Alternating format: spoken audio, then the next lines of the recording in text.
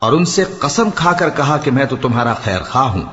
غرض مردود نے دھوکہ دے کر ان کو معصیت کی طرف کھینچ ہی لیا۔